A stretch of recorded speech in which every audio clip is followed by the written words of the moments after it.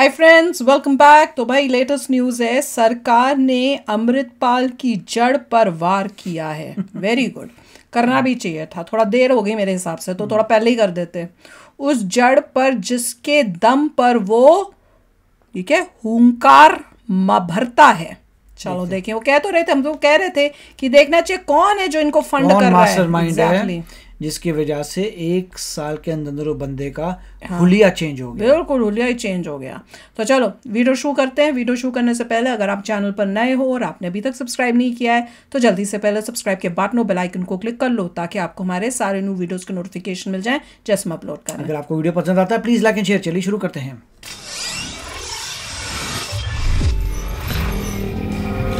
अमित शाह ने कुछ किया होगा।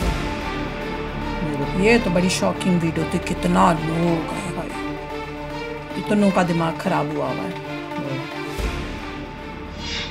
साल भर पहले तक जो एक ड्राइवर था वो आता है, दाढ़ी बढ़ाता है, पग बांधता है और बन जाता है वारिस पंजाब का। इसे लगता है सरकार से टकराकर ये एक अलग राज्य बना लेगा और फिर उस राज्य को अपने इशारों पर चला सकता है। अजनाला में भीड़ को भड़काकर सुर्खियों में आया अमृतपाल सिंह देश के टुकड़े करने पर उतारू है। अजनाला की सनसनीखेज वारदात की स्क्रिप्ट लिखकर अपने साथी को छुड़ाने वाले अमृतपाल पर लगातार कानूनी शिकंजा कसता जा रहा है। अपनी एक अलग फौज के साथ साथ अमृतपाल के हथियारों का जखीरा भी जुटाने में लगा है इसका संगठन। लेकिन सरकार सबसे पहले इस जखीरे को ही नेस्तनाबूद करने में लगी है। सिस्टम को अपने इशारे पर नचाने वाले अमृतपाल पर गृह मंत्रालय की टेढ़ी नजर है। पंजाब सरकार के हाथ खड़े करने के बाद से केंद्र अमृतपाल की हेकड़ी निकालने के लिए उस कमर कस चुका है। अब क्या एक्शन हुआ है अमृतपाल पर बताऊंगा आपको इस रिपोर्ट में। नमस्कार, एनएमएफ न्यूज देख रहे हैं आप। मैं हूं आपके साथ अभिषेक पुंडित। पुलिस ने तो कुछ किया ही नहीं, वो तो हाथ खड़े कर दिया। वही तो कह रहे हैं पुलिस ने। ये है पुलिस इनकी। जो काम भिंडरावाला नहीं कर पाया उस काम को भिंडरावाला 2.0 करना चाहता है। पहले सुनिए ताजा कार्रवाई क्या हुई। खालिस्तान समर्थक कट्टरपंथी नेता अमृतपाल सिंह और उसके सहयोगियों पर पंजाब पुलिस और सुरक्षा एजेंसियों का लगातार शिकंजा कसता जा रहा है। गृह मंत्रालय के एक्शन के बाद जम्मू कश्मीर सरकार ने अमृतपाल के सहयोगियों के खिलाफ कार्रवाई करने का फैसला किया। स्थानीय पुलिस ने अमृतपाल के 2 बॉडीगार्ड के शस्त्र लाइसेंस रद्द कर दिए हैं। Very good. जम्मू कश्मीर के रामबन और किश्तवाड़ के डिप्टी कमिश्नर ने बताया कि अमृतपाल सिंह के 2 बॉडीगार्ड के जारी हथियारों के लाइसेंस रद्द कर दिए गए हैं। इनमें 19 सिख रेजिमेंट के रिटायर्ड सैनिक वरिंदर सिंह और 23 बख्तरबंद पंजाब से रिटायर्ड सैनिक तलविंदर सिंह का नाम शामिल है। इससे पहले वरिंदर को पंजाब पुलिस ने गिरफ्तार किया था। 9 मार्च को पंजाब पुलिस ने वरिंदर को डिटेन किया था। वो देश छोड़कर लंदन भागने की फिराक में था। अच्छा, उसके खिलाफ पहले से ही लुकआउट नोटिस जारी कर दिया गया था। ऐसे में उसके लिए देश छोड़कर भागना वैसे भी बहुत मुश्किल काम था। अब ये एक्शन ऐसे वक्त में हुआ है जब कुछ दिन पहले ही आदेश दिया गया था कि अमृतपाल के 9 करीबियों के हथियारों के लाइसेंस रद्द कर दिए जाएं।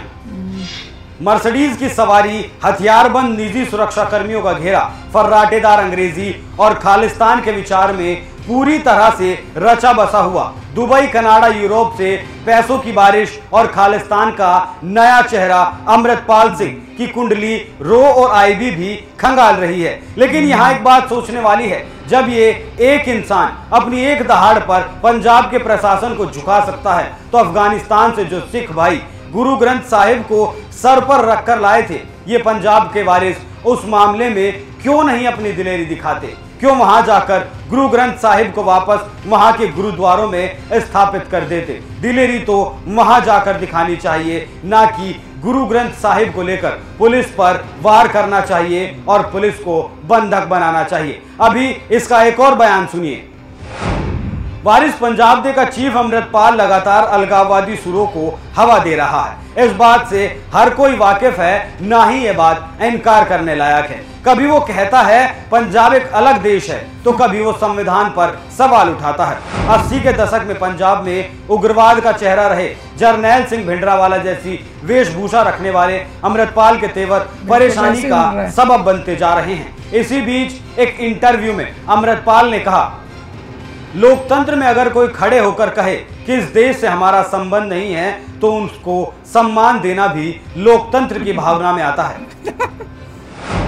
अमृतपाल और उसके समर्थकों ने हाल ही में अमृतसर के अजनाला थाने के बाहर हिंसक प्रदर्शन किया था। कोर्ट के आदेश पर अमृतपाल के सहयोगी लवप्रीत इतने लोग आए कहां से, मैं तो ये देख के हैरान हो गया। न्यूज लॉन्ड्री हिंदी को दिए एक इंटरव्यू में अमृतपाल ने कहा, डेमोक्रेसी कोई ऐसा जटिल विषय नहीं है जिस पर बात ना की जा सके। सबसे मिलकर ही डेमोक्रेसी बनती है। अगर लोकतंत्र में कोई खड़े होकर कहे कि वो हिंदू नहीं है तो उसका सम्मान होना चाहिए। उसी तरह अगर डेमोक्रेसी में खड़े होकर कोई कह दे कि हम इस मुल्क या देश से ताल्लुक नहीं रखते, हम अपनी बात को शांति से रखना चाहते हैं, हम चाहते हैं कि हमारा एक अलग मुल्क हो और हम आजादी चाहते हैं, तो इसे शांति के तरीके से सम्मान देना लोकतंत्र के वैल्यू में है। दुनिया में बहुत सारी जगहों पर यह शांति से हुआ, लेकिन अगर उसे दबाया जाएगा तो फिर विरोध बाहर आएगा जो हिंसा का रूप लेता है। टुकड़े करने चले।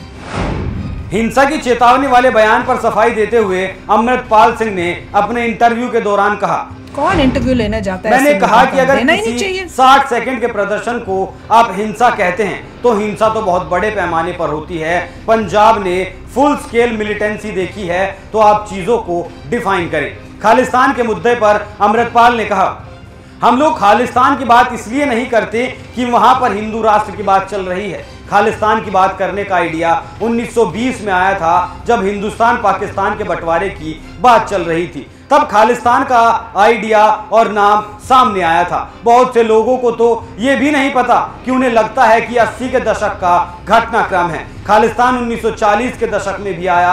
आप पंजाब में घुसते हैं तो आपको भिंडरावाला की तस्वीरें नजर आती हैं, इससे कोई इनकार नहीं कर सकता। पंजाब के किसी गांव में जाकर किसी भी बंदे से पूछ लें तो वो हाथ जोड़कर कहेगा, संत भिंडरावाले हमारे हीरो हैं। एक तरफ अमृतपाल है जो कहता है उसके अलगाववाद को सम्मान की नजरों से देखा जाए, तो दूसरी तरफ सूबे के मुख्यमंत्री हैं जो कहते हैं कि विदेशी फंडिंग से चलने वाले कुछ लोग राज्य को अलग नहीं कर सकते, और दूसरी तरफ उनकी हिम्मत है कि वो अमृतपाल से कोई सवाल भी कर सके। पंजाब की पुलिस इतनी सक्षम है कि किसी को अमन कानून तोड़ने की हम इजाजत नहीं देंगे।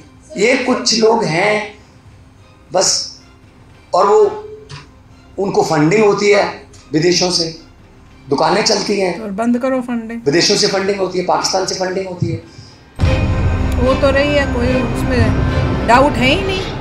ये इंसान भिंडरावाला की राह पर आगे बढ़ रहा है, सुरक्षा के लिए सिरदर्द बन चुका है। अलगाववादी है या फिर विदेशी एजेंसियों का मोहरा, जिसकी फंडिंग यूरोप और कनाडा, पाकिस्तान जैसे देशों से चल रही है। केंद्रीय एजेंसियां पूरी गंभीरता से सारी कड़ियों को खंगाल रही हैं। रो ने विदेश में बैठे करीब 130 लोगों की एक लिस्ट तैयार की है जो खालिस्तान की मुहिम के पीछे है, और इससे अमृतपाल का भी कथित तौर पर कनेक्शन है। एजेंसियां ISI और पाकिस्तान से इतर अमृतपाल की जड़ों को खोदने में लगी हैं। सरकार की सतर्कता का अंदाजा इसी बात से लगाया जा सकता है कि भगवंत मान की एक मुलाकात से गृह मंत्रालय ने सेना की दर्जनों टुकड़ियां पंजाब में भेज दी। सरकार के लिए जरूरी है सबसे पहले इसके हथियारों के जखीरे का पता लगाना और फिर उसे ध्वस्त करना, क्योंकि इन हथियारों के दम पर ही अमृतपाल सरकार से टकराने की हिमाकत कर रहा है। आप सरकार के सेक्शन पर क्या राय रखते हैं, हमें कमेंट करके जरूर बताएं। नमस्कार। तो फ्रेंड्स, भाई मैं तो यही सोच रही हूँ कि आज की गवर्नमेंट BJP जो आई हुई है इनको छोड़ेगी नहीं। अच्छा है कि ये अभी नज़र आ गए और इनको ख़त्म कर दें, उससे पहले कि कुछ और ये बड़ा करें। तो गवर्नमेंट ऐसी स्ट्रॉन्ग है कि वो उनके लिए अपना देश सबसे हाईएस्ट प्रायोरिटी है, और जब उन्होंने इनको दिख रहा है कि भाई ये कहाँ से आया बंदा, इन्होंने इसको पूरे जड़ों तक जाके पूरी इसकी इन्वेस्टिगेशन करके ना, मुझे तो पक्का है कि सब कुछ सॉल्व कर देंगे। और फिर उन्होंने बता दिया। देखिए रॉ पूरा देख रहा है। पहले सबसे क्रिटिकल पॉइंट ये है कि इनके पास वेपन्स हैं। हाँ, उनके बॉडी गार्ड्स के पास वेपन्स है, पूरी बेल्ट की बेल्ट एम्यूनिशन में लगा रखी है, तैयारी से आए हैं। और वो कह रहे हैं इसी वेपन्स के बल पर जो भी है हो रहा है। और जो धमकियां जा रही है कि तुमने तो जरा सा देखा है, हम असली तुम्हें दिखाते हैं होते क्या है, तो वो सब on the basis of weapons हैं। उनको ये नहीं पता पूरा देश है। तो गवर्नमेंट जो है इकट्ठा होके करेगा तो पता चलेगा। Central government central Punjab police तो कह रही है हाथ खड़े कर दिए उन्होंने, हम कुछ नहीं कर सकते। ये पंजाब सेंट्रल गवर्नमेंट गई है, सेंट्रल गवर्नमेंट ने जैसे बोल रहे हैं टुकड़ियां भेजी हैं सोल्जर्स की। Very good. पहले सब कुछ देख रहे हैं कि इनके पास आ कहाँ से रहा है ये वेपन्स। पहले वेपन्स को ख़त्म किया जाएगा, उसके बाद फंडिंग ख़त्म की जाएगी, फिर जो है सब काम डाउन हो जाएगी। कौन ऐसा एंटी नेशनल आइडियाज़ लेके आ रहा है, बिल्कुल ये आइडियोलॉजी कौन करे, इसीलिए वो भी कह रहे हैं भिंद्रा वाले पार्ट 2। तो सबसे एक्टिव होना चाहिए रॉ को देखना चाहिए फंडिंग कहाँ से हो रही है और ये सब जो भी है असला बारूद कहाँ से आ रहा है और कितना छुपा हुआ है। बिल्कुल।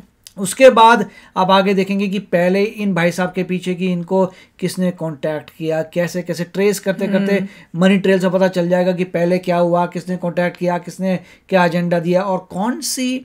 आई होप कि कोई पॉलिटिकल पार्टी इंडिया की इसमें इन्वॉल्व ना हो। होप तो यही है कि बस एक्सटर्नल ऑपरेशन था, किसी ने फंड किया, मगर इंटरनल कोई पार्टी ऐसी नहीं है जो इन्वॉल्व है बीजेपी को गिराने के लिए, प्रॉब्लम्स क्रिएट करने के लिए। ये भी एक अब ये सब चीज़ें जो है रॉ पता करेगा और इंडिया बहुत ही पावरफुल कंट्री है अब, और इनको जो है पता चलेगा कि ऐसा फालतू चीज़ें नहीं हो सकती। इंडिया जो है ना अब ऐसा है कि कोई बोलेगा भी ना कि देश का बंटवारा करने का सोचेगा भी तो सब इंडियंस मिलके ना ऐसा जवाब देंगे कि और होप है लोगों को समझ जाए कि उनको अगली बार किसको वोट करना है पंजाब में। बिल्कुल बहुत बड़ी गलती कर दी। देखो क्या हाल हो रहा है पंजाब का। तो चलो फ्रेंड्स, आप भी शेयर करना अपने थॉट्स। चलते हैं, मिलेंगे नेक्स्ट वीडियो में बहुत ही जल्द। Till then take care and bye bye. तो अगर आप मेरे इस चैनल पे नए हो तो जल्दी से सब्सक्राइब के बटन को हिट करो और बेल आइकन को क्लिक करो ताकि आपको मेरा जब नया वीडियो मैं लगाऊं आपको उसके बारे में जल्दी से पता चल जाए।